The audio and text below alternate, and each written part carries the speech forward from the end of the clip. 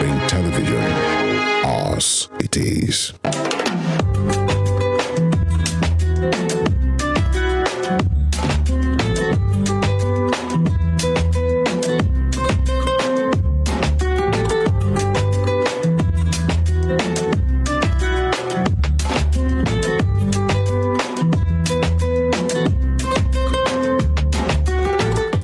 It's a Super Saturday, the 25th day in the month of March 2023. Actually, the last Saturday this month, and we are super glad to be back. Last week was hectic. We were doing the elections and the House of Assembly elections here in Osun State, and we're giving you updates as to how it was going, how it actually went all over Nigeria. Last week, but here we are. Spring Delight is back, and I'm super glad to be back. Thank you for being there.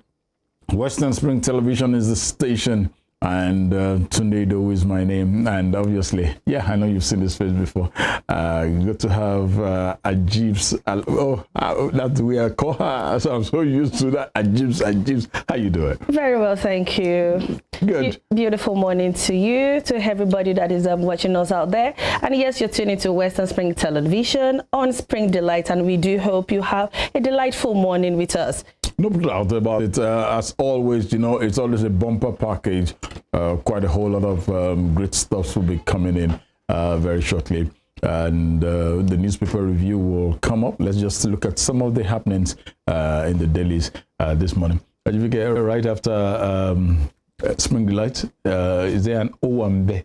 Because I know it's the ladies who always have an Owambe. Oh, okay. Me, I just try to look my best every time. I try to, you know, class it up. Even when I'm not going out, even when I'm indoor, I tend to spice up my look. Not to say when I'm out there, you know, for you to see. So yes, that is the old concept. So just watch out. We will be having a bumper package this morning. I want to thank on behalf of the entire transmission team. We have super duper loaded episode for you this morning. When we come back, we'll come to look at some of the happenings making the round from the dailies as we have them right here. Stay with us and don't go nowhere.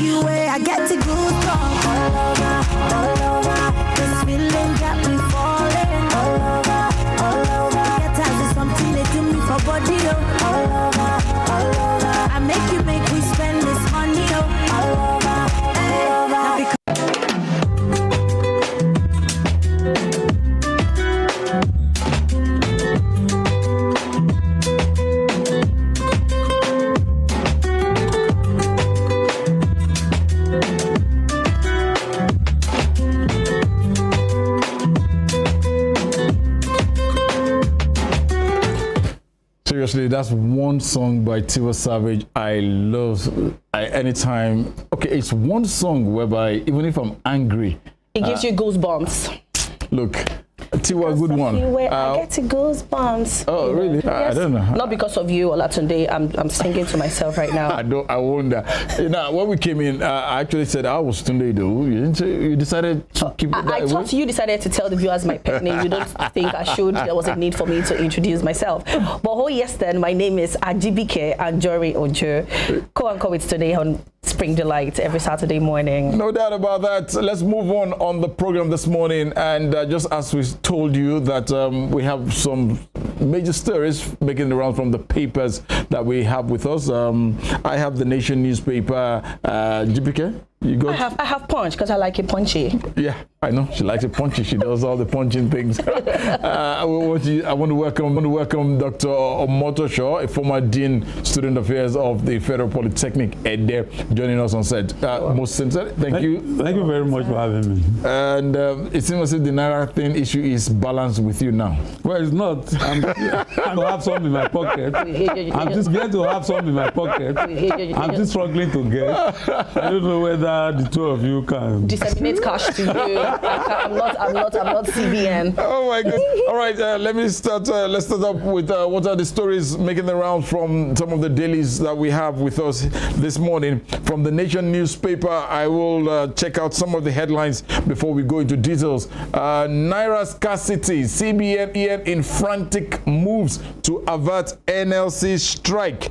And also still staying with that same daily, you have PDP crisis deepens as AIM, ex-Katsina governor, slam parties. Okay. And here with us here in Osun State, you have this story that bombed out yesterday. Court of Appeal restores Adeleke's mandate as Osun governor. Also with the Nation newspaper, Court OK's Atiku's Obi's request. Court OK's Atiku's Obi's request to serve petition on Tinubu Shetima through APC. All right, some of the headlines I have with me here. All right, you've got some of the headlines yes. From the Punch newspaper. Oh yes, I do. This one is from Punch newspaper. Said currency. Okay, I'm sorry.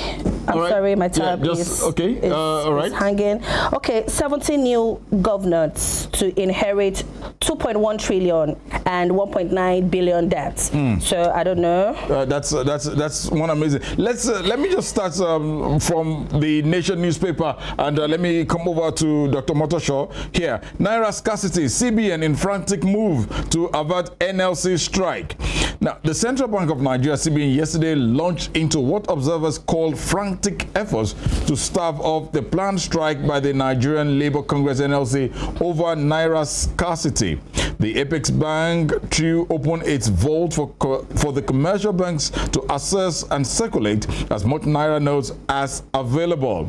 But the Nation newspaper guarded that the available volume of money may be inadequate to meet the massive demand for now. Let me go straight at Dr. Omotosho. Yeah. Doctor, looking at this period here, we've seen in the last couple of months what it looks like to be able to get to the ATM, to get into banking halls before crisis, people hoodlums, vandalizing, destruction at various banks. Now, with what the CBN is planning on doing, extending work days to Saturday and Sunday, do you see this will alleviate the sufferings of Nigerians? Well, alleviate the suffering of Nigerians is the main thing. And then we've suffered enough. Now, the Supreme Court gave its judgment March 3rd. And up to now, the central bank is still groaning in the dark. And I'm really surprised because, like I said, we have suffered enough.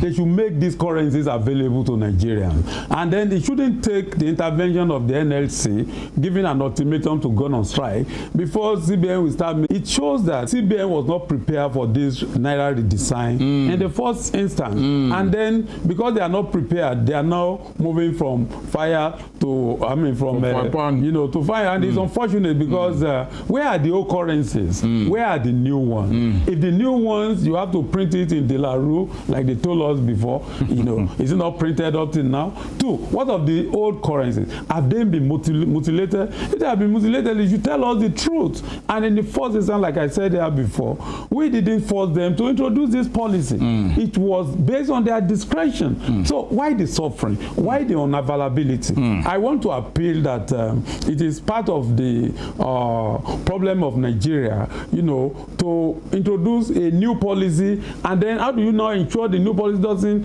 put Nigerians into problem? Now you've shut down the economy. We can't transact business. Even the major problem is that even those who take transfers, most time the transfer doesn't go. What is their collaboration with the NCC? Have they worked with the NCC to do the broadband, planning so that we don't have all these glitches? It's glitches that is coming up now every time you send money to somebody, he can't receive it 1, 2, 3 days, and then the cash is not available. If you get to the banks now, the long queues are embarrassing. Absolutely. I think this is unfair to Nigeria, and the CBN should opt his strategies and make sure that the naira is available, both the old one and the new one. The ATMs should function. There is no ATM that is functioning. It's quite unfair. This morning, as I was leaving home, my wife was asking money to grandson whether I have 200 naira. I don't have. And the woman who is going to grind the thing will not take a transfer. So how do we eat? I mean, our normal menu this morning is akara and possibly pap. But you have to grind it, and then maybe you don't have light to grind it in your house. You have to go somewhere. So we have suffered enough. The CBN should cushion the effect of all this and make the money available. Why is it difficult to make it available? 2, the president should compare them. There is a Supreme Court judgment, for God's sake, which they should obey. We don't deserve this suffering because everywhere you go now, there is no money. Like I told you here last week, I couldn't barb because the barber, the salon is not taking transfer, and some of them don't have bank accounts. 2, you don't use a fire brigade approach to do this kind of policy that will encompass the whole country. We need long-term planning. The old note should go with the new note pari passu for at least a minimum of 1 year. Should the Supreme Court said till December. 31st. So what make it available? And if you are going to print somewhere else, I don't know what is wrong with our Minting and Printing Corporation, but of course this is a developing nation. Some people have reclassified Nigeria now as another developed nation. It is because of all this kind of situation where you have your money in the bank, you can't access it, and people are dying, people are fighting to struggle to make money available for children to go to school. I think it's quite unfortunate, and I think they should put a stop to it. Before I bring in GBK here, the NLC leadership met yesterday on its planned strike and resolved to monitor the CBN's move to enable it decide on its next line of action. Yeah, this is shameful. It must the NLC monitor them before they know what to do. It's even further shameful when you see the CBN governor himself saying he has to go around to monitor. I mean, what has happened to our system? What has happened to our policies? What is wrong with our officers? Why can't we? This is legal tender, for God's sake. Something that affects everybody. Why should you make it scarce? How can I deposit money in your bank and I can't have access to it? And I want to say that I think Nigerians should take the bull by the horn. We should start taking the banks to court. If I have my money in your bank and you can't give me when I need it as agreed, I can take you to court. And I think the court will intervene more, by penalizing some of these banks. And I said, I must confess to you that there is a major problem. Corruption has now crept in since the Naira redesign policy. Corruption has crept into the banks to the extent that we are not practicing what is known as Naira denomination in a situation where you have to use the Naira to buy the Naira. This is quite unfortunate. We are not buying dollars. How can I now you want 10,000, they ask you to bring 12,000, and then you pay 12,000 to collect 10,000. I mean, what is the meaning of that? All this should stop, and that is the only solution is the abundance availability of the old and new currencies in the banks, in the ATMs and the POS. That is 1. 2, they should compel the bank. All these 20,000 you can't take with 1,000 or 20,000. They should cancel all those policies, and anybody who wants to withdraw money should withdraw money. If we are not ready for cashless policy, we should prepare for it until we are ready. And like I used to say, there is no country in the world that practices total cashless policy. Cashless policy, good. Digitalization, fine. But it should go, gradually, not with fire brigade approach. And I must confess to you, more than, less than 35% of Nigerians have bank accounts. And then less than 9% have what you know is known as digital transfer.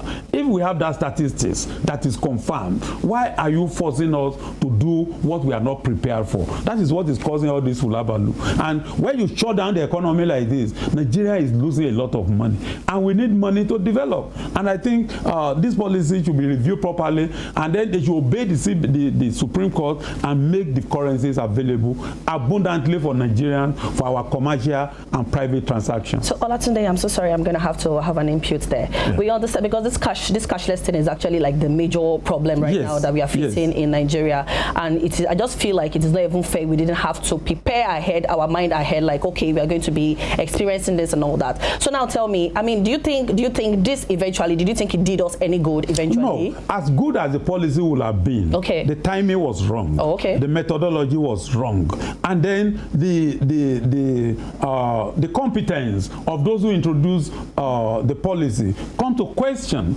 This timing is wrong because we are bringing such a sensitive policy at the times of elections, when politicians are campaigning. You remember one politician said this whole policy of Naira redesign was targeted at him. They were ready to frustrate it, and I learned from good records that the CBN made some money available initially. Politicians mopped them up.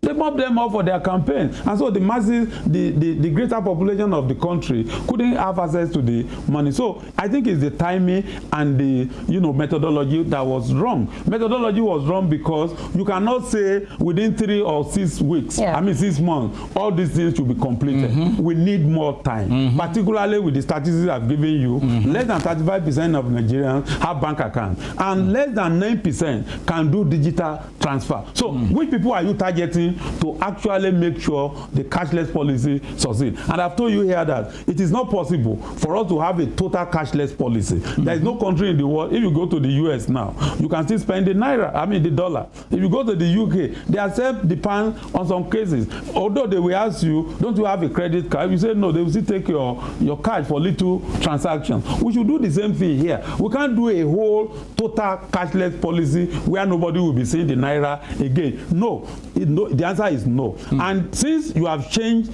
the design of the naira, make it available, extend the time. No, you don't force us, it's our money. And then two, anybody who has money in the bank should have access to it. And if we continue not to have access to our money, individuals and corporate institutions should start taking the banks to court to compel them to give us our money. It's all good. We just hope it will get right. You got something from your side? Yeah, okay. So 17 new governments to inherit 2.1 trillion naira and 1.9 billion naira debts. Okay, this says the 17 newly elected governors face an uphill task to stimulate the economies of their respective states, as they will inherit at least 2.1 trillion in domestic debt and 1.9 billion in external debt from their. By Saturday Punch showed that some of the first-term governors-elect would also be confronted by many months of unpaid workers' salaries and mounting pension liabilities amidst agitations for the implementation of the nationally agreed minimum wage, rising inflation, escalating prices of goods and services, and dwindling purchasing power. Wow. Okay, so. Yeah, honestly, when you reel out this amount of money. Honestly, Dr. Motosho, Nigeria, all the states are owing. And there's no offense in borrowing. And there's no offense in borrowing. What is more important in borrowing is that you take a loan. What are you doing with it? Are you embarking on consumption, or are you embarking on productive activities that will generate interest that will enable you to pay the money? And like I used to say, it is the ability to borrow to be backed up with the ability to pay. Do you have the revenue base to service your debts? And then are you solvent enough to service your debt? Is your revenue capacity being able to pay that? And two, Nigerians should not be borrowing for just borrowing's sake. You borrow and target a particular project that can yield some profit that will enable you to be able to pay back. Now, those governors that are coming in, they know they are coming to solve problems. They know they are coming to face challenges. The unfortunate thing about them is that we don't know their manifesto. We don't read their, their policy statement to know how prepared they are for this kind of scenario. Because if you are taking over from a governor that is going and is only about 10 months, are you prepared to pay that particular salary to the workers? Because the whole essence of governance is to spread the dividends of democracy and make people happy. So if they have policies like that, they know they are coming to face those challenges. How are they prepared for it? The humongous debt we are owing, to me, is not even the problem. The problem is, do we have the capacity to pay? What is our revenue base? Nigeria itself is owing about 44-point-something trillion naira, and when you add the ways and means of the central bank to it, which is about 30-something trillion naira, you are talking of Nigeria owing about 70-something trillion naira. That is humongous. But the question you ask yourself, or Nigerians should be asking, is where are the projects for this humongous money we have borrowed? What are we using to do? And then, do you have the capacity to pay? For instance, the US is owing more than $15 trillion. But they are solvent enough to service their debts. Are we solvent enough to service our debt? So the new governors that are coming up should design strategies that will enable them to generate revenues that can enable them to service those debts, and possibly use such loans, if it is still available in their till or in their bank, to develop their states. The other unfortunate aspect of our democracy here and politics is that the exclusive legislative list has rendered most of the governors in the state lazy. So they say that we run a rent economy, that a governor will just wake up, collect money every month, 6 billion, 7 billion from the Federal Capital Territory, and use it the way he likes. And then nobody is asking questions. And that is the problem we have. So if I'm a governor, why do I need to be resourceful? I just call my commissioner for finance every 30th of every month, go to Abuja, bring the money, I spend it the way I like. Bamboozle the people with some little projects the way they are doing. And then, spend the rest on consumption that are not beneficial to the people. And I think that is why those loans are that humongous. They should delist, they should decentralize the exclusive legislative list and make the states resourceful. Once the states are resourceful, they will be able to generate money enough to service their debt. Let me give you an example. An example is Oshun here. We have gold here, which we can't touch. We can't touch it. And what do you see in where we have the gold? Illegal mining every day. Who are these people? And that is what is happening in Zamfara too. So until the states have exclusive power to actually, tap into the resources in their state to generate more revenue that will enable them to service their debt and service their citizens and make their state developed. Okay, so I was going to ask you this. So what does this portend for such states with huge debts? What it portends is that the new governor or the old governor that is there has to design new strategies. One, to start servicing the debts. Two, to see how it can pay the debt back. And then to see how the revenue generation of the state can increase in terms of IGR and other means. So that, because if you don't have the revenue base, you can't move forward. Look, there is the threshold, they say our debt to GDP is 40%. We are on less than maybe 32%. That is still acceptable. It's acceptable, but that is not, it's not debt to GDP that is important. It is your debt ratio to your revenue generation that is important and sacrosanct. So a good governor that is coming must come with good financial policies that can actually enable it to generate more revenue, one, to pay those debts, and to use those money they have taken, the loan, to do projects that are serviceable and productive enough to actually service the debts. All right. Thank you very much. Let's move on here from the Nation newspaper. PDP crisis deepens as AIM ex-Katsina governor slam party.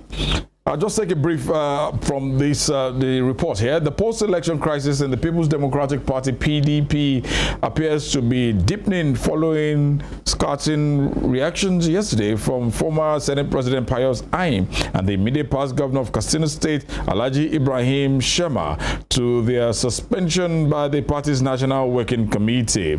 Ayim called the suspension disappointing and smirking of cowardice and arrogance. Shema was more direct effect, he gave the party a 48-hour ultimatum to rescind his suspension, otherwise he would call it quits, while the Benue State chapter of the party ignored the decision of the PDP NWC and passed the vote on Governor Samuel Ortom. Ortom was referred to the party's National Disciplinary Committee for a similar offense. Details of these particular offenses were not given, but it is believed the party's actions stemmed from what it saw as the contribution of the men to its poor performance in the just concluded election. Let me tell you this.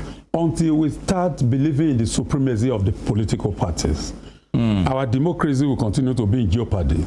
A situation where individuals who are members of political parties can just move from one party to the other, anyhow, anytime, with impunity is unacceptable. That is not what they are doing. In places where we copy this type of presidential system of government, we are running. How many times have you seen somebody who is 90 years, 80 years old in America, they come from Democrat to Republican. They are in their party, they believe in their party, and they believe in the manifesto of their party. And the American electorate, the British electorate, and most electorates in the world believe that if a party is not doing well, you vote him out. No, we are not talking of individuals there. The activities of individuals determine the performance of the parties. But in Nigeria, we are looking at individuals instead of looking at institutions and agencies. It is quite unfortunate. That is why most of these politicians can misbehave with impunity. Now, misbehavior, and I really mean that. All the names you mentioned, I've been involved in one anti-party activity or the other. It cuts across all the parties, APC, PDP, LP, and the rest of them. Now, even NNPP, what you see is that Party campaign for another political party during the presidential election or gubernatorial election. What's his name? Ayobayoje did the same thing. The Ortom man said he's going to support only the Labour candidate. And then even in Rivers State, Wike supported the APC. At the same time, when it comes to governorship, now you start supporting your own party. It happened in Oyo State too. Makinde supported publicly the APC, and then you now say you are supporting governorship during governorship election. You are supporting your own party. These are anti-party activities, and I think the PDP will have taken the decision they are taking now before now, but they were thinking of not trying to ruffle the feathers because they feel if they have taken this decision earlier, it may affect them in their presidential campaign. But it has affected them already, and so my appeal is that most of the political parties should go and sit down and then review themselves and then start learning how to run political parties. There is nothing I define in politicians moving the campaign, using Nigerian language, the campaign from one political party to the other when you assume this party is not doing well and then you run to another party. Particularly, you lost election in the primary election because you didn't get it, then you run to a smaller party to go and contest. Or you lost election in your primary, then you decide to ditch the party and stay within the party to make sure the party doesn't win election. This is not true. This is not good. And what is better for our democracy is for us to develop the political parties to the extent that each politician in his own political party will believe in manifesto to the people, win election on the basis of that, stay in the party to develop the party and move our democracy forward. The way they are behaving is not helping our democracy. In this last dispensation, the performance of the APC was not totally good. We expect opposition to cave into on that and take, and win election and take over the government. But the opposition was in disarray. They couldn't do anything. This APC we are seeing today, they work assiduously to remove PDP from government. And they did very well. They call all the other political parties together, form APC, remove a party that was not performing, and they took over. And then we have seen the last 8 years, the APC was not doing well. But the opposition that will help Nigerians to move them were in disarray. And so here we are. And so their actions are affecting us. It is happening in all the political parties. And I think if we want to imbibe the tenets of democracy, we should believe in party supremacy. And anybody who is a member of any political party should not have the capacity to just decamp at any point in time, just when you like. I think it's unfortunate. And that is what is affecting us. Okay, so let me take this one from The Punch, and this feels like a joy. This is a joyous one for the PDPs, actually. Appeal court verdicts, drummers, dancers take over Adeleke's residence. So the drumming and all that is going on at Adeleke's residence, and I'm just going to take this one. Immediately, news filtered in that Adeleke had won his appeal against the judgment of the State Election Tribunal, which annulled his victory in its majority judgment and pronounced the candidate of the All Progressive Congress, Adegboyega Oyetola, as the winner of the July 16 governorship poll. Many residents of Ede, Ilesha, and Oshogbo took to the streets to celebrate the judgment. But yesterday, now we found out like reverse was the case, and there was so much joy happening everywhere in town. Yeah, so yeah, I think this is a victory we understand. But what's up with the APC? I mean, yeah, why is it that is a victory that should be celebrated?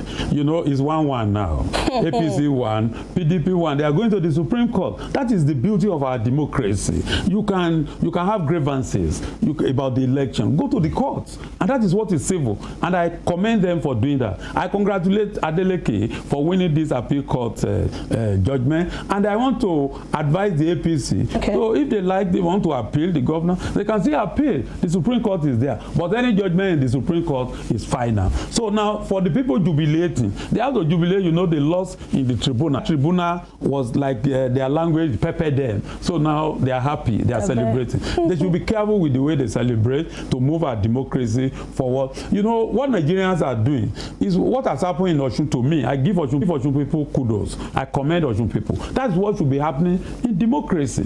When a party is not performing, please give that party a record. The electorate should be able to do that. That's democracy. And that's democracy. When the new party is installed, if the new party should learn lesson from the old one.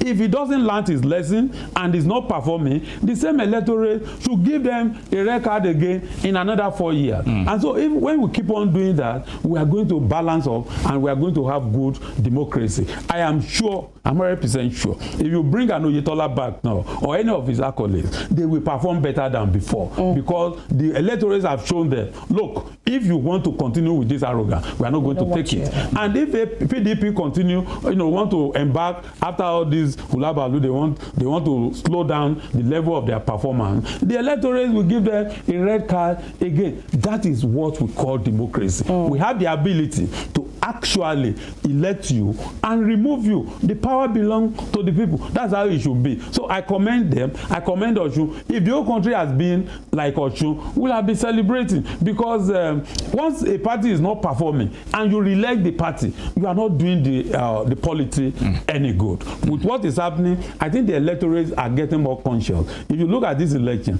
most people are voting for individuals. We have jettisoned party. That's the unfortunate aspect. We are looking at individuals. We are looking at your track record. If you look at Wike in Rivers State, he performed very well. All the noise he's making is because of his performance. I think his people were electing him. Any governor that is doing well, people will re-elect you. You know, if you are an APC, you are doing well, they will re-elect you. You are PDP or Labour, you are doing well, people will re-elect you. The people are not taking the bull by the horn. They are telling the politicians, we don't care about your party.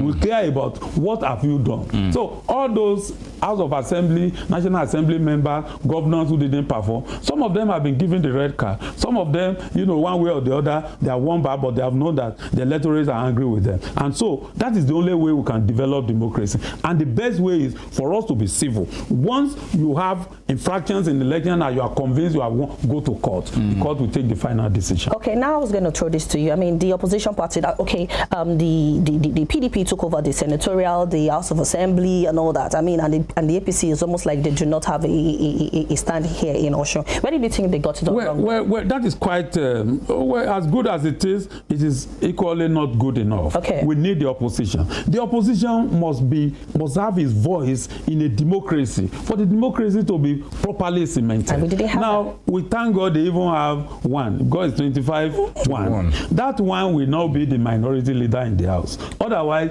if it's 26-0, we wouldn't have a minority. Possibly they will have been scheming on who else to be a minority leader. But what I'm saying is that the opposition, the APC, have learned its lessons. They should go and review themselves. You know, another problem we have is that instead of reviewing yourself, they will go and get busy in the courts. And when you get busy in the court, you don't have time to review your activities and see how you can move your party forward. That is causing problem. As they don't do, if you don't do that, then some sharks, some hawks in the party will take over the party again. And look at how PDP has been misbehaving here and there. They lost the presidential election, you know, properly because, in fact, you will realize that the person they sent away from their party, who left their party, was the person giving them the greatest headache. That's the Labour Party. The Labour Party has taken almost all the Southeast that predominantly belong to them initially. So the opposition is important in a democracy. This is important in a democracy. The voice of the majority must be heard, and the voice of the minority must be listened to.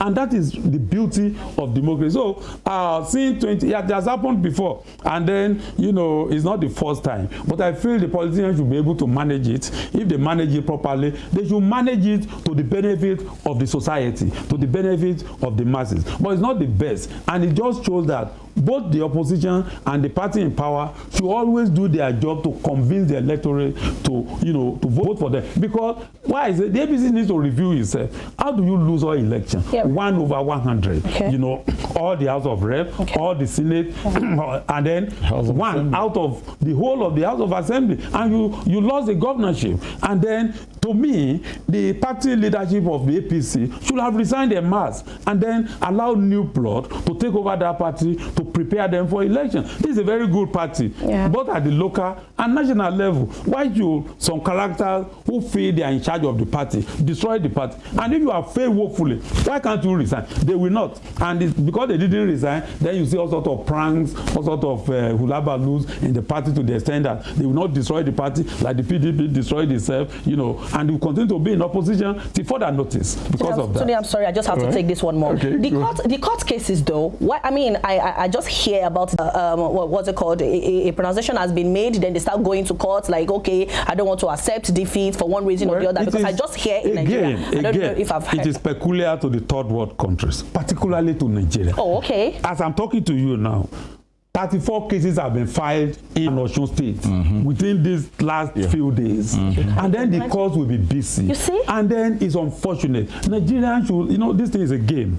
Why do I say it's a game? And you should behave like a sportsman. When you lose, go and prepare for another day. Look, it is not that they don't have infractions in elections in US, in UK, in Europe generally, and even some African countries. The fact is that they just accept their fate and start strategizing for another time. But in Nigeria, it's fight to finish, and it is unfortunate. We shouldn't see election like that. If you win and then you develop the society to an extent, I can come up again another time. And another unfortunate thing is that you realize now that the power to even elect the final people has been taken away from the people.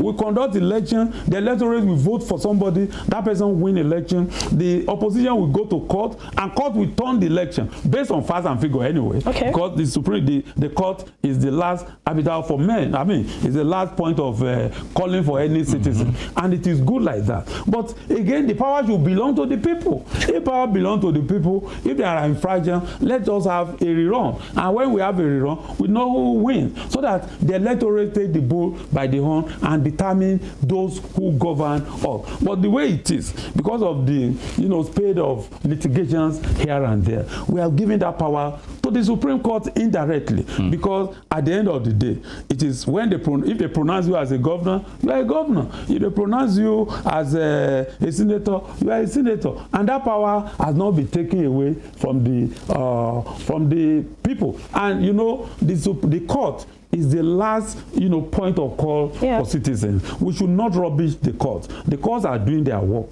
But Nigerian politicians should actually be more civil. They should be more polished to the extent that we have less litigation in the court. But not only the politicians, the electoral process, okay. the INEC itself. Okay. In all the elections, in all the cases we have, it is INEC that is actually on trial. Because if you have done your due diligence, you have done your election transparently, nobody will be going to court. Yeah. For instance, look at the presidential election. Yeah, okay. They promised us abundantly several times, several days, several weeks that look, they are going to transmit the results, you know, real time. Yeah. Did they do that? When it comes to transmission, and when we are all waiting to see transmission of results, they cancelled it. Yeah, right. And people are unhappy. And then we started saying the election is not credible, it's not transparent, and we are not going to accept it. And you can see what people are saying. Otherwise, if they have transmitted it as promised, there should be less litigation. So if we have 34 cases already in Oyo and Osun, and we are still counting, you cannot imagine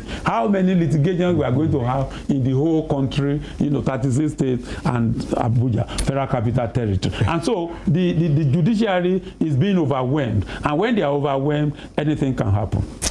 It's been a pleasure always having Dr. Oluyemi Omotosho Jr., former Dean Student Affairs of the Federal Polytechnic Ed there, joining us on set this morning. Thank you always. Thank you very much. It's my pleasure being here. And nice to see you. Thank you so much, sir. Thank you so much for coming. Thank you. When we return, we'll talk about Ramadan, and also, are you fasting?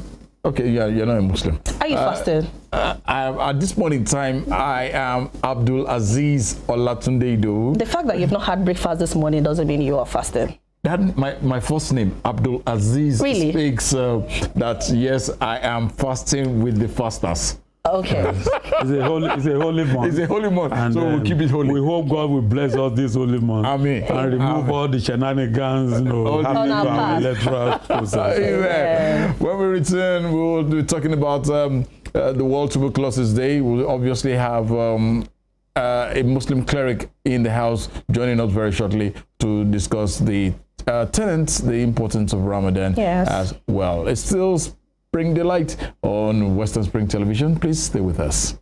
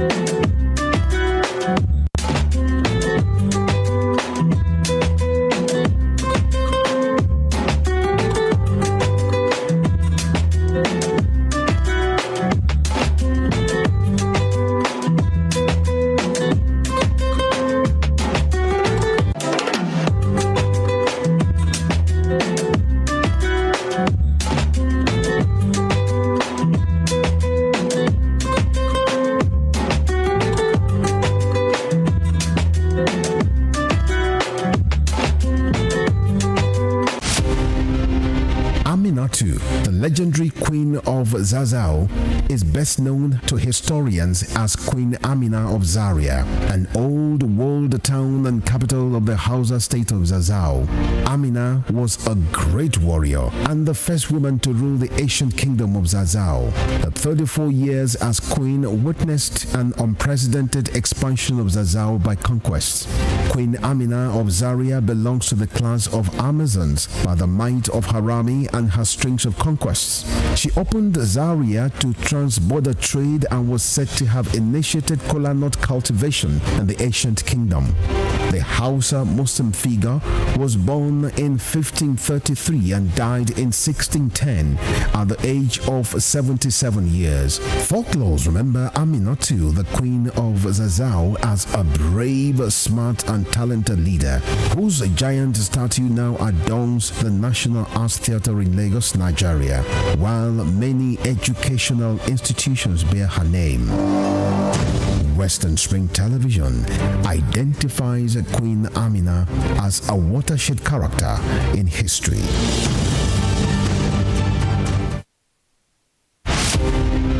Nelson Rolihlahla Mandela was an anti-apartheid activist who gave his all for the elimination of what has been described as the world's most vicious rule of the unjust and man's inhumanity against man. He was born July 18, 1918 in Mvezo, South Africa, educated and trained as a successful legal practitioner. He took up the gauntlet of a human activist against segregation by the minority white suprematists in South Africa. At the climax of his trial for treason, orchestrated by the minority South African government, the great crusader for democratic equality was prepared to pay the supreme sacrifice to establish majority rule in his native land. He told white jurists that if achieving freedom for his people was worth his life, he was prepared to die. Nelson Mandela spent 27 years in Robben Island, described as the most notorious prison in the world. It was from this same prison that he came out as a free man to assume office as South Africa's first black president in 1994.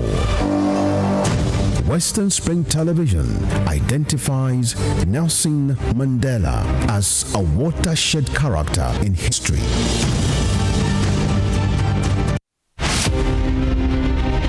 Samuel Ladoke Akintola was a frontal figure in the historical moves that birthed an independent Nigeria from colonial Britain. As a freedom activist, he deployed his wits, energy, intellect, and oratory skills to prepare the grounds for constitutional talks that eventually culminated in the country's independence in 1960. The 13th Ààrẹ Ọ̀nà Kakanfò of Yoruba land taught his teeth as a politician when he became a foundation member of Action Group, the dominant political party in the Western region, and was elected the party's parliamentary leader of opposition at the Federal House of Representatives. The crisis in the Action Group, which pitched Samuel Ladoke Akintola against his leader, was not only a sore point in his colorful political life, but a reversal of gains which characterized the exemplary leadership of Awolowo Akintola premiership. 23 years after his death, Oyo State University of Technology Ògbómọ̀ṣọ́ was renamed Samuel Ladoke Akintola University of Technology to keep his memory alive. Western Spring Television identifies Samuel Ladoke Akintola as a major character in history.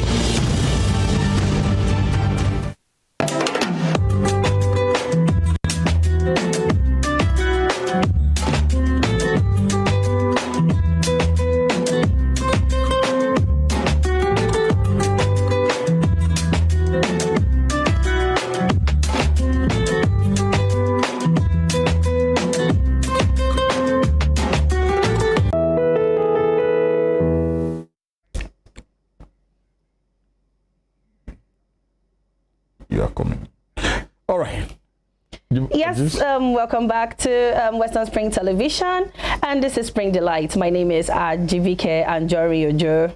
Yeah, and Olatunde Idowu is here, and just as we told you earlier that we know this is one holy month in which we are, and we are definitely observing that aspect of fast, and we are fasting.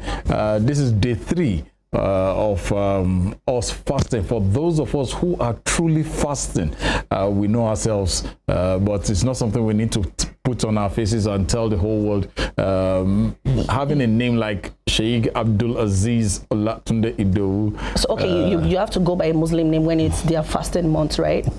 at this point in time, Sha. Oh, okay. Yeah. And where's your jalamia? I mean, you said you were going to put that on. I wanted to wear the jalamia.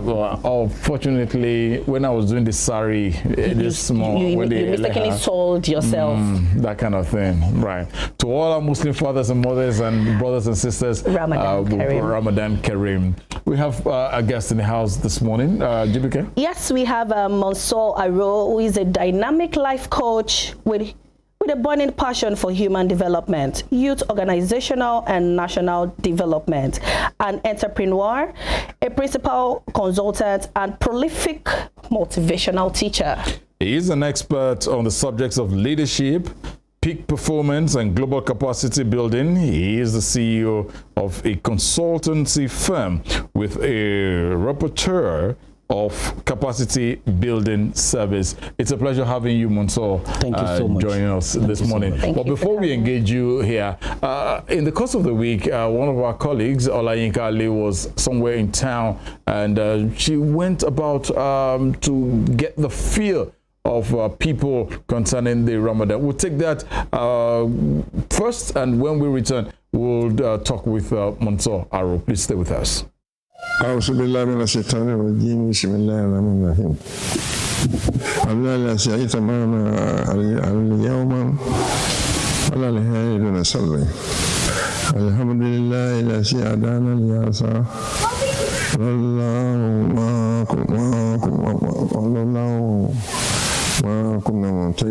Ramadan is the 9th month of the Islamic calendar, and it is considered the most important month for Muslims across the world, as it is one of the 5 pillars of Islam.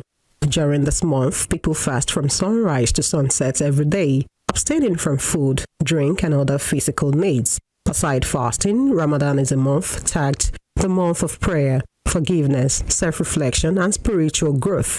According to Islamic Network Group, Ramadan is a month of intense spiritual rejuvenation with a heightened focus on devotion, during which Muslims spend extra time reading the Quran and performing special prayers. Those unable to fast, such as pregnant and nursing women, the sick or elderly people and children, are exempt from fasting. The purpose of Ramadan fasting is to purify the soul and demonstrate solidarity with the poor and needy. It is also seen as a way to improve self-discipline and gain a deeper understanding of Islam. Some cross-sections of Muslim faithfuls who spoke with a news crew has described Ramadan as important because the Quran was revealed in this month, and it is tagged a month full of blessings, mercy, and forgiveness. Also, it is believed that the doors of heavens are opened during this holy month, as well as the doors of hell closed. It is said that rewards are multiplied from 100 to 700 times. An Islamic scholar and the Grand Chief Imam of Oshogbo, Alhaji Musa Animashaun, has described the month of Ramadan as a merciful one, where the Almighty Allah wants all Muslim faithfuls to call upon Him in holiness and in truth. He has also urged all Muslims to continue to live a holy life even after Ramadan.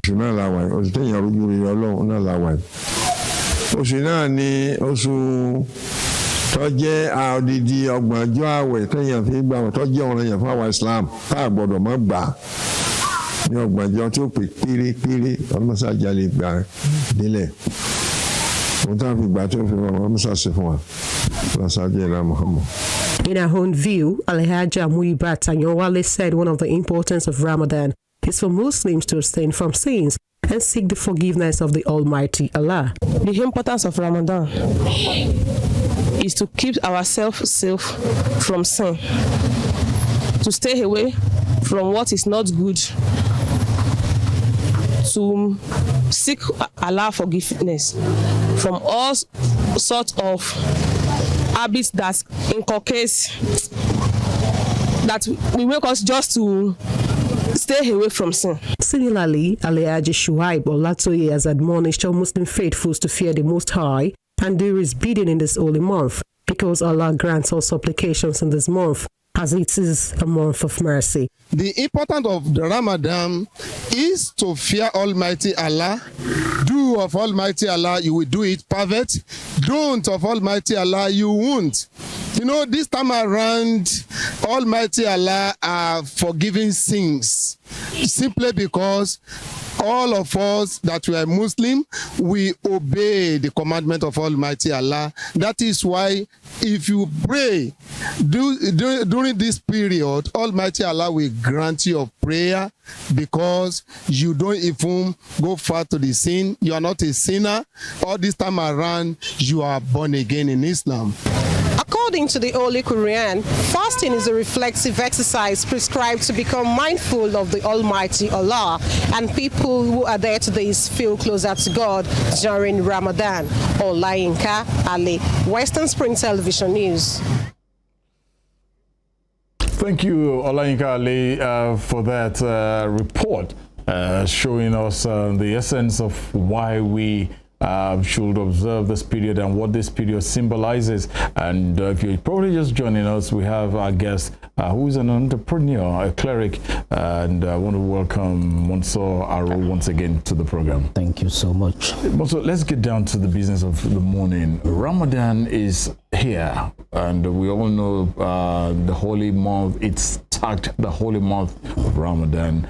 As a Muslim, what are the trends? What should be the way of life at this moment in time? If probably we had not been doing them, but this holy month, this holy period, what should be the tenets of a good Muslim? Yeah, thank you so much. As referred by Allah subhanahu wa ta'ala to Nabi Muhammad sallallahu alayhi wa sallam in the holy book of Quran, in Surah Al-Baqarah, Quran 2, Allah says, يا أيها الذين آمنوا كتب عليكم الصيام كما كتب على الذين من قبلكم لعلكم تتقون. Oh, you believe? Fear Allah. كتب عليكم الصيام. We have made fasting upon you a compulsory part of your deeds, as we have ordained it for people before you. So it shows that fasting in Islam did not started from Nabi Muhammad sallallahu alaihi wasallam, the last of all the prophets. If you remember very well, Prophet David alayhi salam, Dawood, it has a method of his own fasting. He fasted a day, he will live a day, and fasted a day, he will live a day, and fasted another day. That was the fasting of Prophet David alayhi salam, Dawood, as called in Islam. Moses alayhi salatu wasalam, Prophet Musa alayhi salam, he also had his own method of fasting. He fasted for 40 days. Likewise, Jesus Christ, he fasted for 40 days likewise. The last of all them, Muhammad sallallahu alayhi wasallam, Allah prescribed for him, you fast for good 30 days. In this fasting, Allah ended that particular ayah, la'allakum tatakun, so that you can fear him. So the message of Ramadan, the things that Muslims look upon in this month of Ramadan is to become righteous.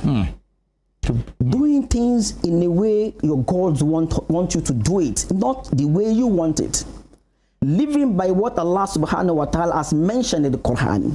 For instance now, in the holy month of Ramadan, you can see that there is peace, there is tranquility.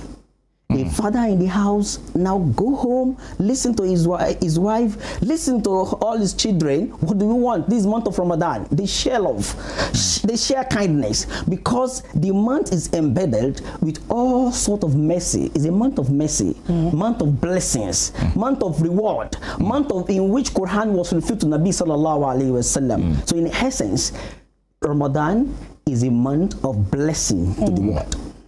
Well, all right. Now, is this the fasting associated to Ramadan or no? Is it just limited to the Muslims alone? I mean, I've seen Christians who, I mean, this is a case study. You know, he's a Christian, and you feel because it is the Ramadan period which the Muslims observe, and you as a Christian, are you allowed to do fasting with them or no? I just want. Thank you for that question. You know, in Islam, we have 5 articles of faith. 5 pillars of Islam that we have. The very first one is you must believe totally in the oneness of God. You must have that, and you must perform salah. And after that, you have Saum, and that is Ramadan. And after that, we have Sadaqah, Zakat, and after that, we have Hajj. For someone who is not a Muslim to have reward for his or her fasting, the very first condition, he must be a Muslim, a total believer in the oneness of God, and he believes in all the prophets of God, believes in the books as sent to all major prophets. Moses was given Taurat, and that is Moses was given Taurat, Isa was given Gospel, Muhammad was given Al-Quran, and Dawood was given Sabur. A Muslim must believe in all these aspects before he or she can fast, and that fast will be an accepted one. In this holy month of Ramadan, that has been a constant thing. Now, most people tend to always keep it low, do the very holy thing. But for those who probably at the end of this fast go outside what they had stopped in this holy month, all the fast they had done in that period, will it still be acceptable even after the holy month of Ramadan? Thank you for that question. You see, the essence of Ramadan is self-restraint and discipline. If you can discipline yourself from what Allah has said, this is not right, this is wrong, for a month, you can live that sins and don't go back to it. That's the essence of Ramadan. You live that sin, you live that hate, you live that lie, you live that things that you know is not good. And after Ramadan, you don't go back to it. You see food that is lawful. In the days of Ramadan, you can't eat it. You see good water, you see fruits, you can't eat it during the period where you are fasting. Lawful food, you can't eat it because Allah has ordained that you fast from Fajr to sunset. You leave them all. If you can leave the lawful foods as ordained by Allah, why the unlawful after Ramadan? Why the unlawful after Ramadan? You will be doing your soul a very good thing if you adhere to the rules of Allah. It's for your own benefit. With fasting, you receive mercy from God. With fasting, you receive blessings from God. We are calm and cool because of fasting. We can drink, we can eat, and nobody will know. But what of your God? Allah subhanahu wa ta'ala will know. But you restrain yourself from eating, drinking in your private room because you know your Lord will know. Why will you go back to that thing that you do that is not ordained by Him after Ramadan? Are you worshiping Ramadan? You are not. You should worship the God of Ramadan that ordained Ramadan for the prophets of God. Whatsoever He commanded you that you are doing the month of Ramadan, you mustn't leave it after Ramadan. That is the essence. You must live a righteous life as you are living the month of Ramadan after Ramadan. That is when your Ramadan has been accepted. That is one of the ways you will know if your Ramadan has been accepted. So you become a very good person after Ramadan. Your life changes for better. You are calm and you are cool. You love people. You show mercy. You show blessings to people. See, this month now, people have started distributing. They have started giving people foods. People are showing mercy. Why? Because of the holy month. As we are doing the holy month, after the holy month of Ramadan, God wants us to be doing the same, even more better, after the month of Ramadan. I am going to take my question from your speech. You said so now are you telling me now that if at the end of Ramadan you go back to the way, we have lots of them, you're so right about it. You see young boys, when it's the Ramadan period, they start wearing their white, everything is white, the jalabia, and they're so comported, cool, collected and all that. So are you not telling me like their fasting is going to be a waste of time if after the Ramadan they go back to their old life? Has that fasting been like a waste of fast? Thank you. The essence of Ramadan is to change you for better. And assuming you fasted for good 29 or 30 days, and after that, you have not changed from your bad behavior, it shows your Ramadan has not been accepted. An accepted Ramadan is a Ramadan of changing you from a bad person to a good person. Let me give you an instance where people must change for better to live in a community, in an environment that gives happiness to people and self-actualization. As a father, I read in the Quran my responsibility to my wife and to my children. As a father, I read in the Quran my responsibility to my neighbor. And I started doing it, giving them best of all education. As they are going to good school, they are going to madrasa. And I'm tipping them with skills acquisition. You see that? You see the combination of three things. Good school. Whoever say in Islam there is no schooling is not getting it right. All prophets of God, they learn before they become prophets. The second one is madrasa. We must allow our children to go to madrasa, to learn, memorize Quran, and give them skills. As a father, you are doing that. In the community, your responsibility in the community, you are doing it. Do you know what we have? Immediately we have a good family. That returns to what? A good community. And we have a good community. We have a very good local government area. We have a good people, and in general, our country will be better. The special unit of the extended family, the immediate family, is bad, and that's the reason why we are seeing a lot of bad behavior in our community now. Immediately, father, get to know the reason why Ramadan was ordained on him. He will be a better person. That's my duty on my wife. I must do it. It is not only in the month of Ramadan, even after Ramadan. Now you are at home, your children are seeing you, your wife, they play with you, you discussed great ideas because you are at home. After Ramadan, stay with your family too. Hanging out for quite some times and leaving your family to do their own, your wife and children alone, you become an irresponsible father with that. For you to be a responsible father, you are at home because of Ramadan. You can still emulate that habit after Ramadan. You've been a very good wife to your husband. Assalamu alaikum, how are you? You know, the family grows like that. After Ramadan, continue to be a good wife. You have been a very good child to your father, to your mother. Assalamu alaikum, daddy. You pray your salah. Your father, your mother, they are happy with you. It shows God is happy with you. After Ramadan, don't stop it. Yeah. For your Ramadan, for your fasting to be accepted, you must pray your salah. 5 daily prayer. After Ramadan, don't stop praying. It's for the benefit of your soul and the benefits of your life. As a Muslim, we are not saying this because of this worldly alone, because we know after this life, there is life after death. And the life after death, we are going to account for every act and action we pass through in our life. And that is why Ramadan has come to revive us. Ramadan has come to change us for better, so that we can have a very good, peaceful community.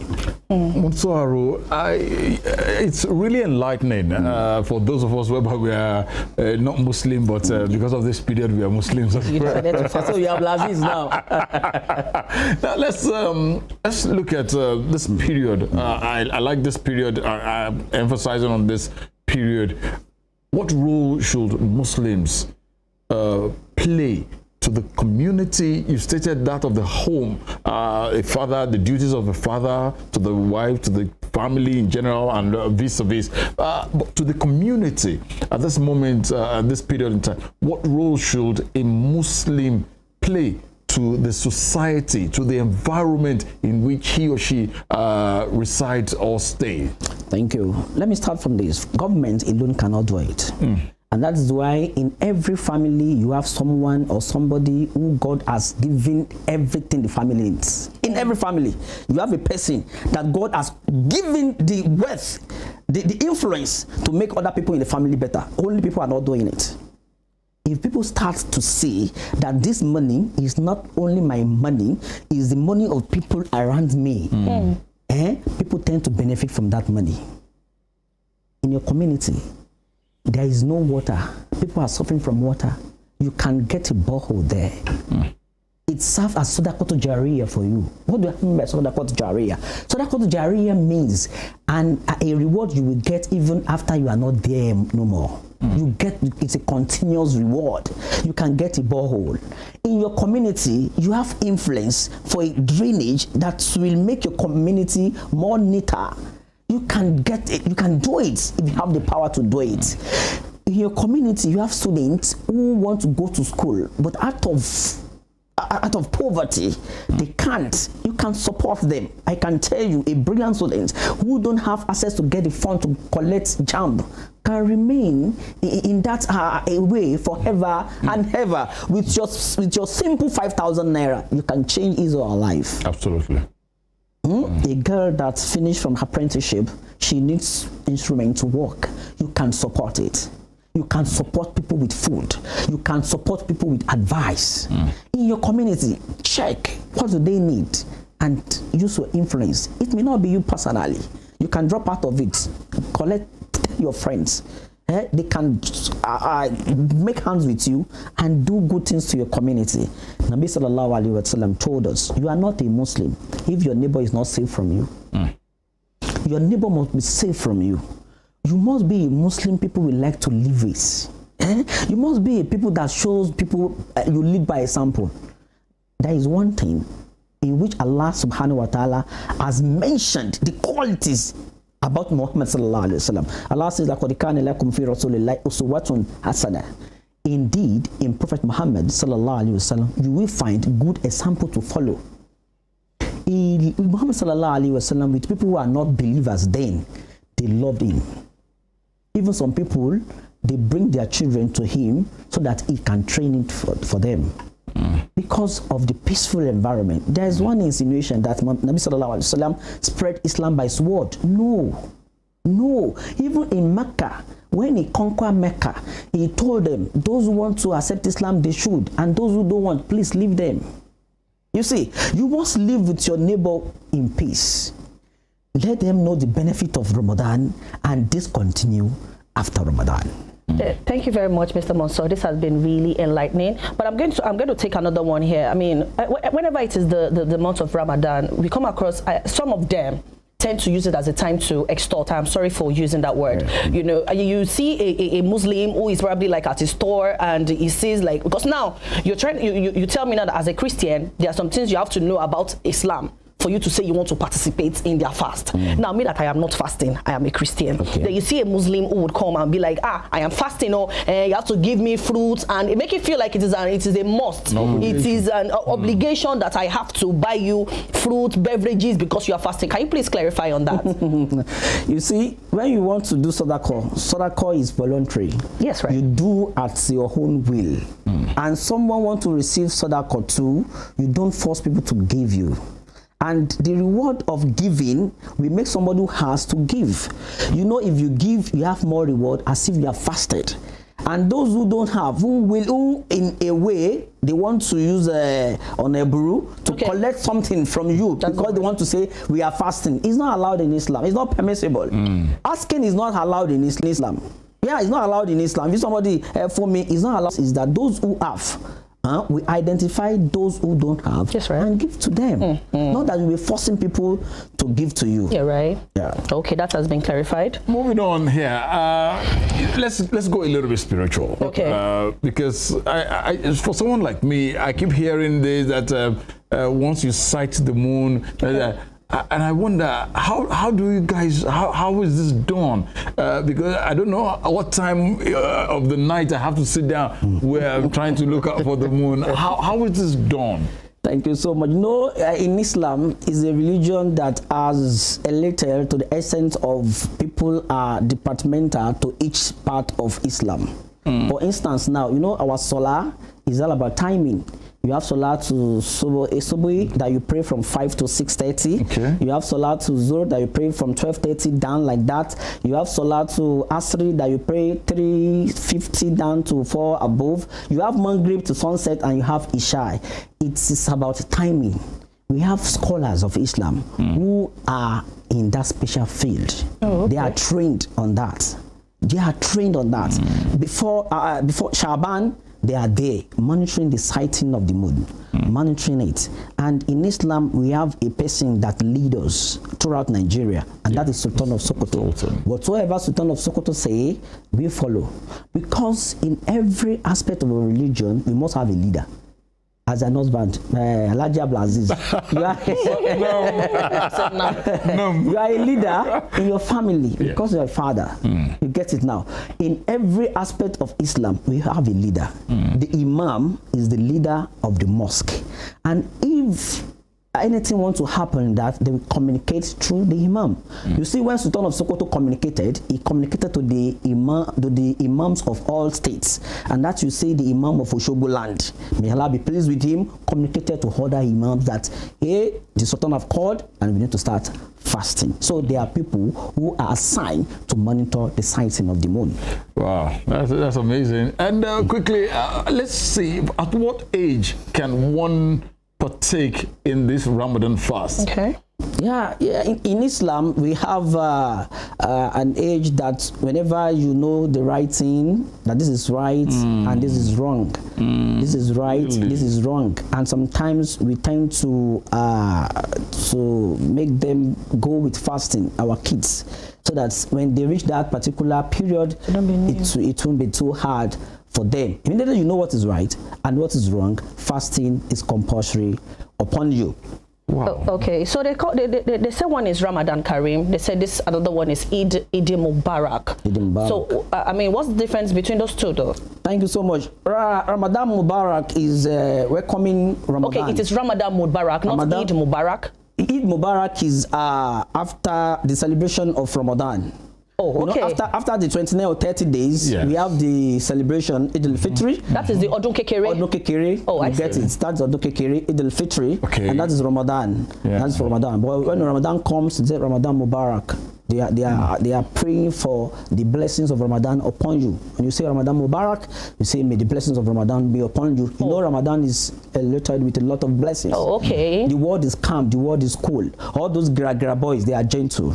Yeah, right. At that period. At this period, I hope they continue like that. I pray so too. I pray they continue like that. Oh my goodness, it's been a pleasure. Thank you for this enlightenment, Monsor Aro. He is a life coach, a Muslim cleric, and entrepreneur. And may this period and beyond be blessed and filled with great things. Thank you so much. Amen. Thank you for joining us. Thank you so much. We'll take a short break, and when we return, we'll look at tuberculosis. Yes. Yesterday, every 24th of March of every year is celebrated in commemoration of World Tuberculosis Day. When we return, there is a doctor in the house who will enlighten us on as to what is needed to be done to prevent, and let's know some of the causes, symptoms of tuberculosis. Stay with us. Born 16th September 1920, Lee Kuan, and known as Lee Kuan Yew, he was often addressed by his initials of LKY. Lee Kuan Yew was a barrister and the first Prime Minister of Singapore between 1959 and 1990. Educated at Raffles Institution from 1936 to 1940 and the Fitzwilliam House between 19 and 1949, Lee Kuan Yew established a highly effective and anti-corrupt governance system that midwives the transformation of Singapore into a high net worth income economy within a generation. He never hid his exception to Western mode democratic ideal, which he believed had not assisted developing nations to attain good government.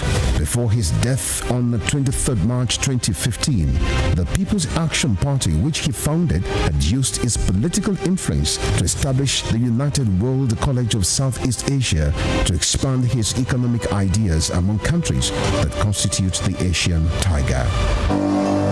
Western Spring Television identifies Lee Kuan Yew as a major character in history. Kiriji War, also known as Ekiti Parappa War, was waged among Yoruba main ethnic groups which emerged from the ruins of the falling Oyo Empire that were desperate to replace the awesome powers hitherto wielded by the Alaafin of Oyo. The Kiriji War is defined as a conflict of confederacy and unitary political system championed by Yorubas of different socio-economic and political interests. The Ibadan military aristocrats felt they deserved a dominant position by the Fulanis by their victory in Oshobo War of 1840 and Ijaye War of 1862. Kiriji War, that took its name from the booming motor sounds of European arms, festered for so long because the Industrial Revolution in Europe provoked high standards of slaves. The 16-year Civil War also caused the emergence of new powerful kingdoms like Ibadan and the rise of powerful personalities like Oluyole, Ogumola, Kuromi, Latosha, Shodeke, Fabumi, and Ogedengbe. One of the fallouts of Kiriji War was the birth of creative political and leadership structure in Yoruba land that was a blend of federalism and autocratic monarchical system. Western Spring Television identifies Kiriji War as a watershed event.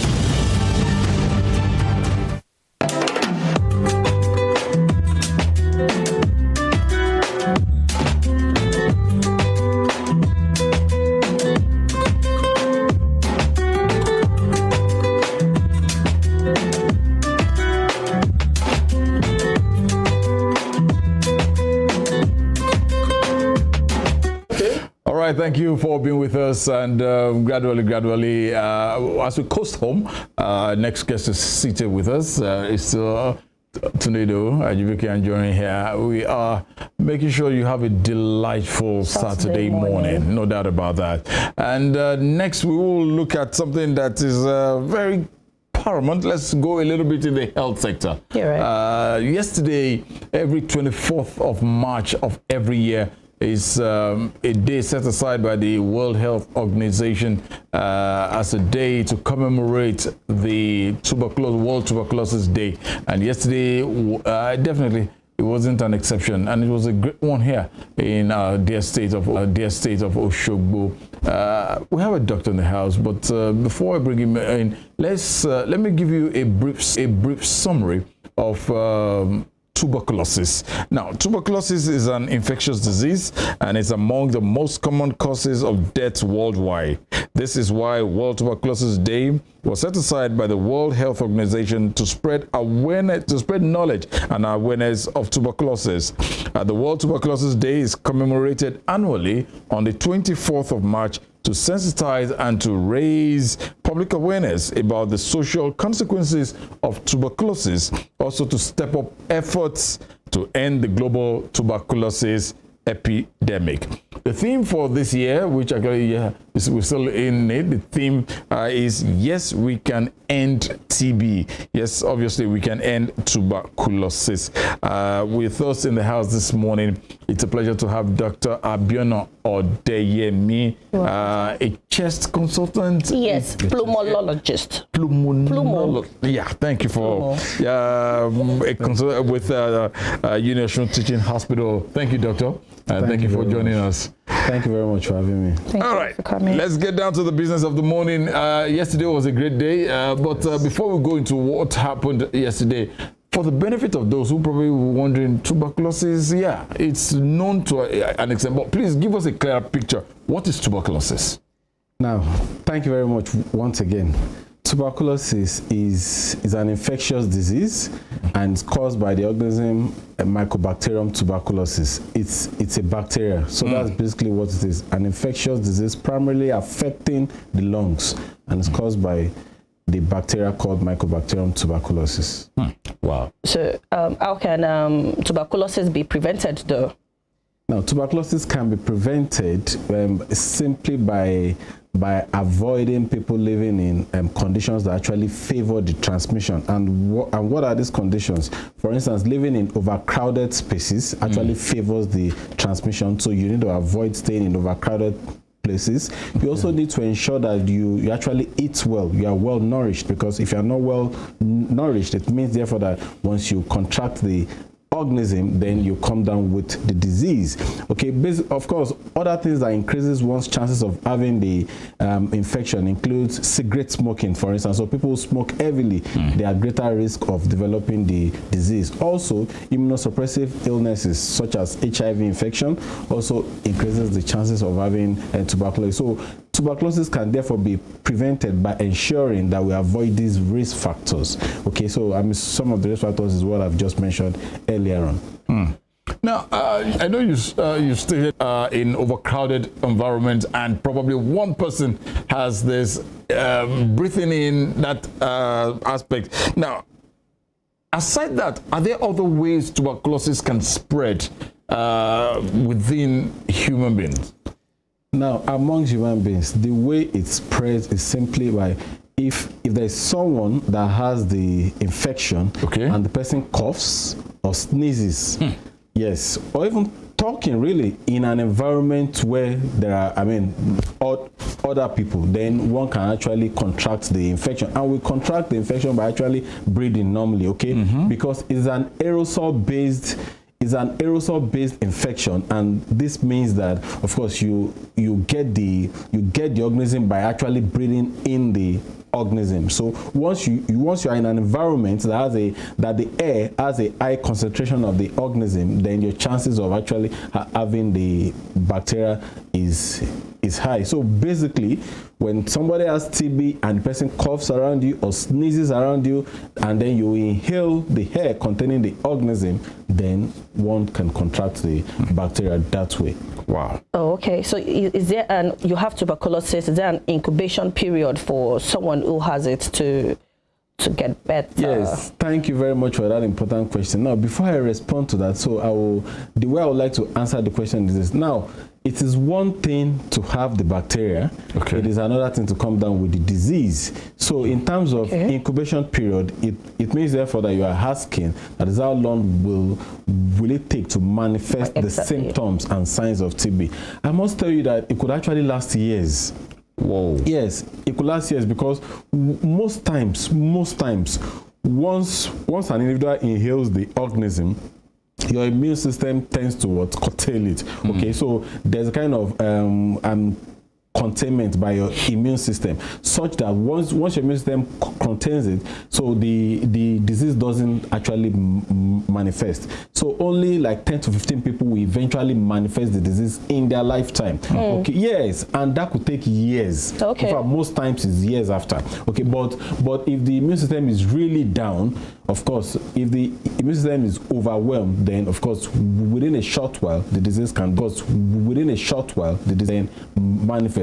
Within a short while, let's say matter of weeks. Oh, yeah? Yes, matter of weeks, or of course a couple of weeks, not just 1 2 weeks. No, it takes longer than that.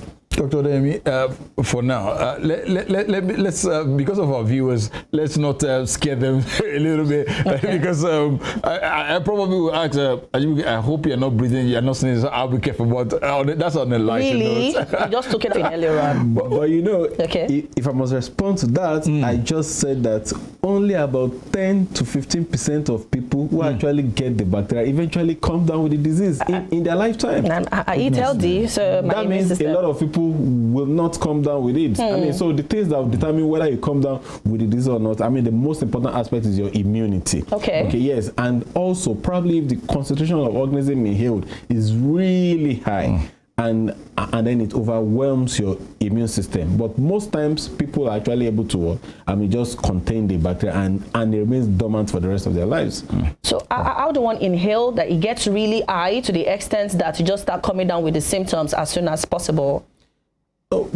Basically, for instance, now if somebody has HIV and HIV is not properly, well taken care of, the person's immunity is definitely down. Low. Yes. So and now the person inhales the bacteria and is not on any preventive measure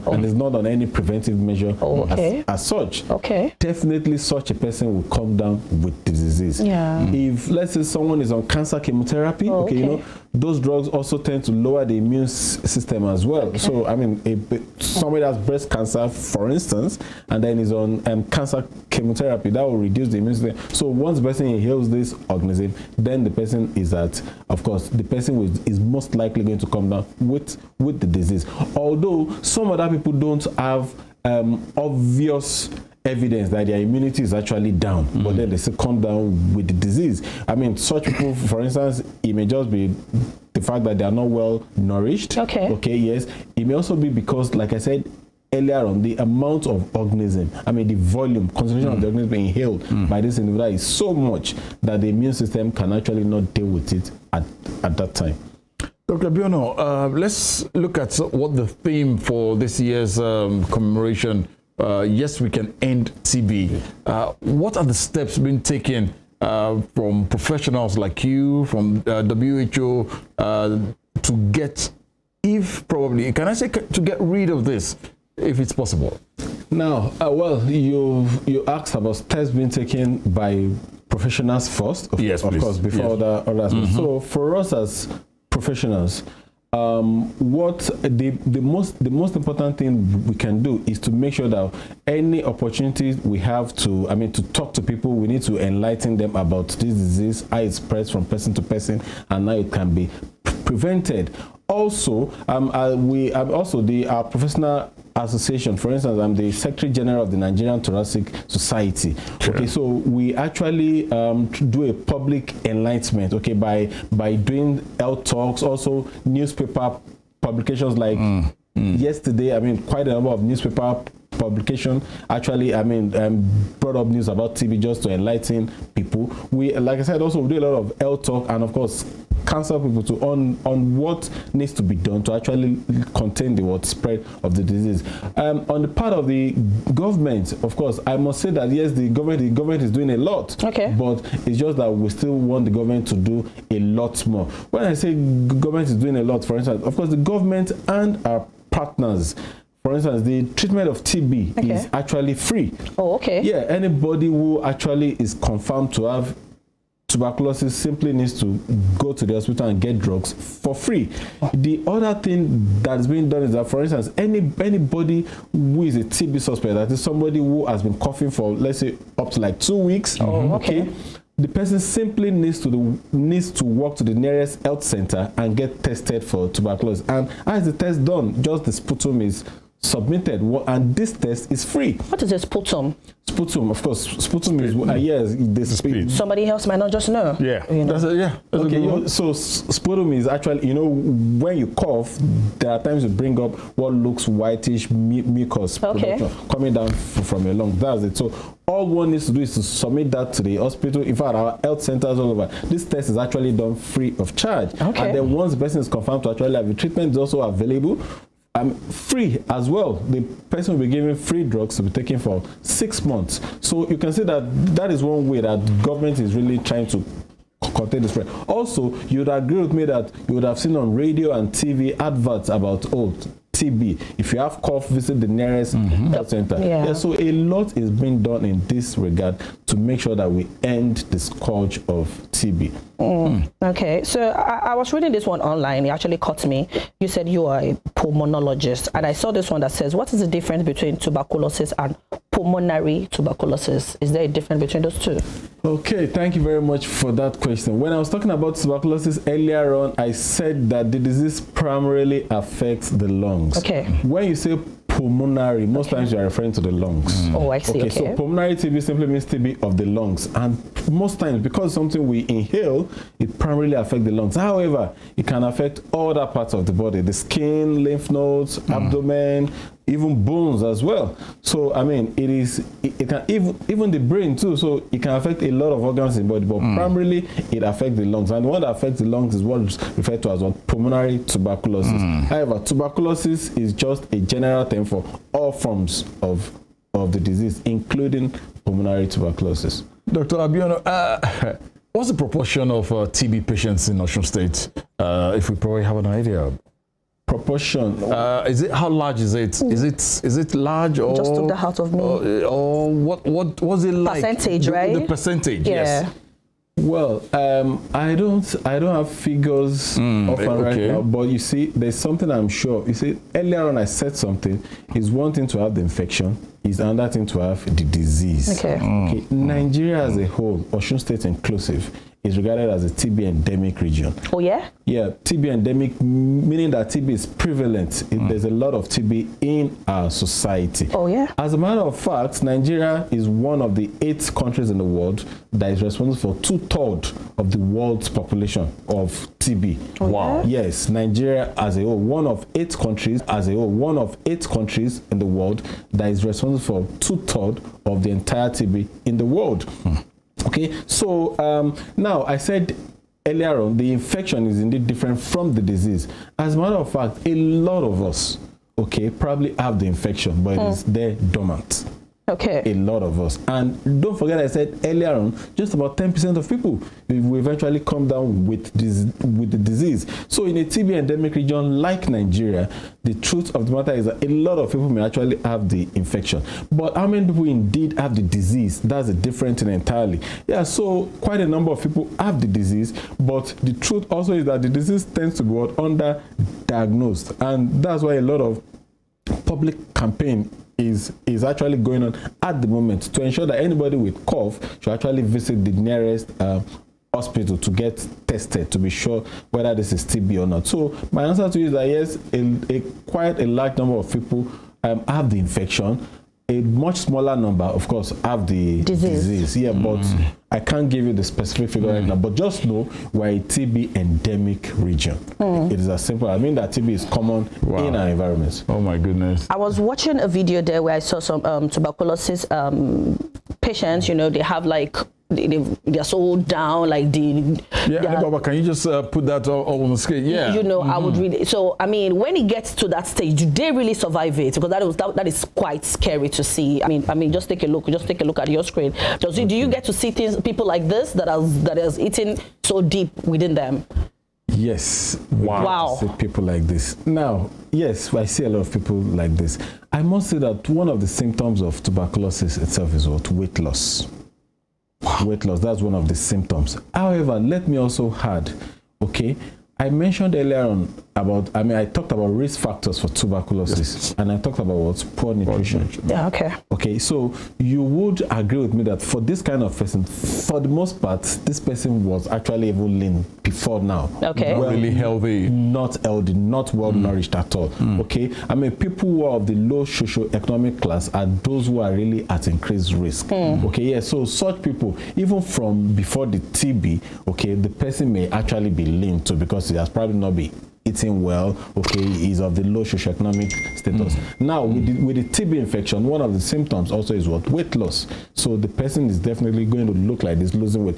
In addition, I said earlier on that HIV is a risk factor for TB. So who knows, maybe these people you are seeing actually have HIV in addition, because HIV increases the risk. So HIV on its own makes people lose weight a lot. I mean, it causes what we call HIV wasting syndrome. So somebody who has HIV, immunity is down, not well nourished, so the person having TB on top of it, the person will definitely look this way. So yes, we see people like this every now and then. That's because you know that the poverty, poverty is really high in Nigeria. So I'm sure you know quite a number of people walking our streets that are actually looking really lean. Okay, fair enough. Yeah, but once they have their clothes on, you don't tend to see like all the sparks out and all that. Exactly. It's because they have their clothes on. That's why you don't get to see this. Looking at that man's face, you may not know he's this lean. If it's putting on his round neck and all that. So, but we see this every time. You see, talking about this, I just made me understand that in whatever we're doing, we should just try to eat healthy. It saves us from a whole lot of, it builds our immune system, and we don't,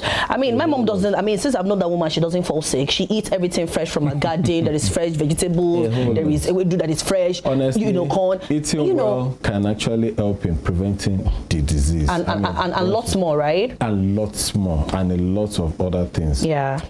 We'd like to thank you most sincerely. This is enlightening, and even probably looking at this picture makes me so sad that probably there were ways they could have done better, probably eating healthily. But your admonition to us as human beings, as people living on this planet called Earth, what we need to do to prevent occurrences such as this.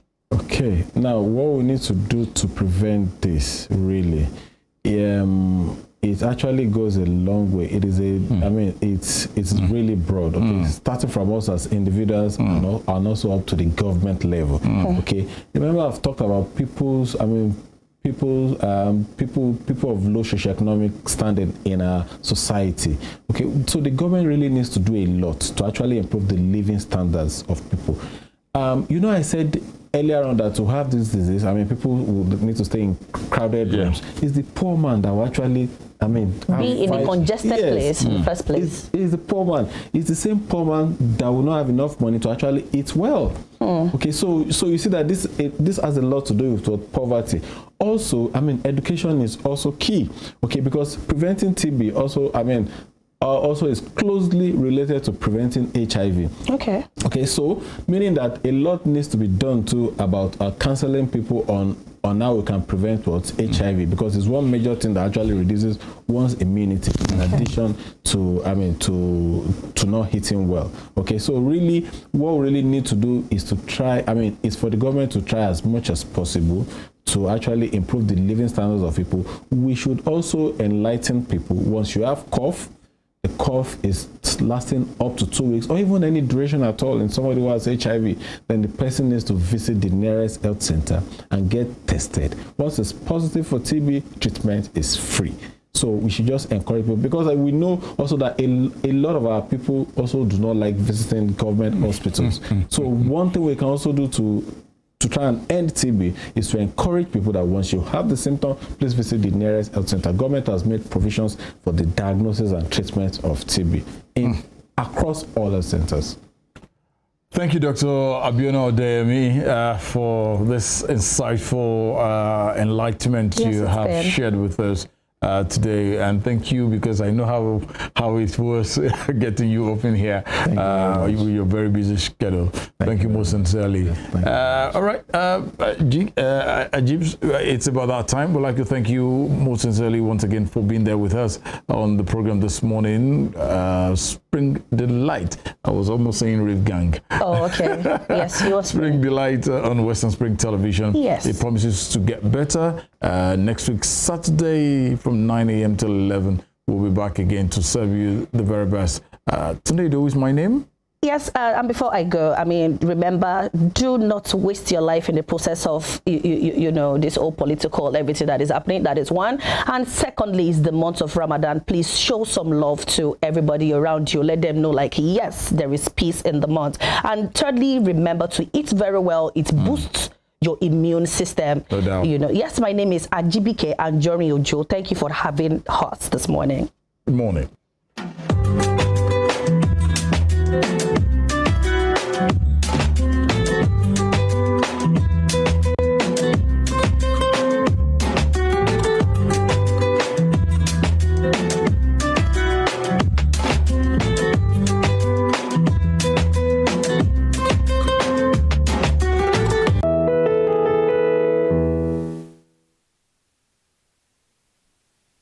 Nationalist and journalist, was the first Nigerian to qualify as a civil engineer, surveyor and